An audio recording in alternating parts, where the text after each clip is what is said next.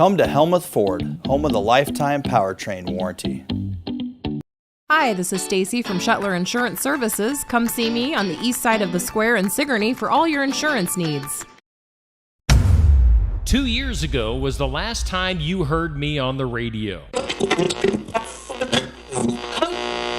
That is about to change.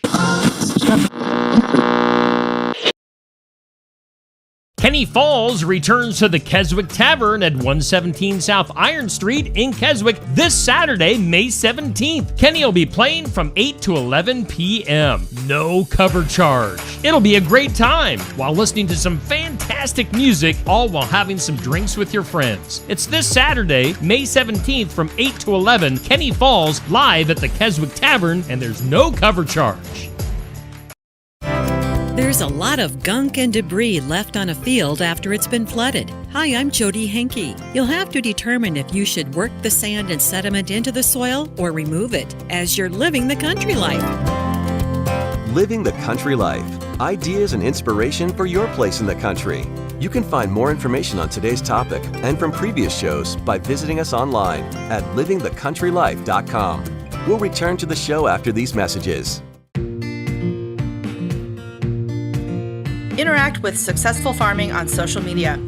Like us on Facebook at Successful Farming USA and follow us on X at Successful Farm for tips, ideas, timely news, and information from our editors. Find us on Instagram at successful_farming and love the latest photo or video. And take a look behind the scenes with our editors on TikTok at successful_farming. Check out our full lineup of Successful Farming podcasts. The Successful Farming podcast goes in-depth into the topics that affect farmers and ranchers. The 15 Minutes with a Farmer podcast offers a quick conversation between an editor and a farmer. The SF Shorts podcast offers bite-sized interviews about agricultural topics. And the SF Daily podcast covers commodity markets, weather, and the big things happening in agriculture each morning. Search for Successful Farming wherever you download your podcasts. Flooding from a prolonged heavy rain, swollen rivers, and even levee breaches can ruin crops and create a real mess in farm fields. Farmers are left with the challenge of how to manage and revitalize their agricultural land so it's productive again. Ken Olson is a retired soil scientist at the University of Illinois. He says what usually happens after a flood is the field is left with an organic clay or coat of silt on top of the soil. And in this sediment is everything that's in the floodwater. Pathogens, sewage, all kinds of things are in it. So when the field dries out, the sunlight usually kills the pathogens.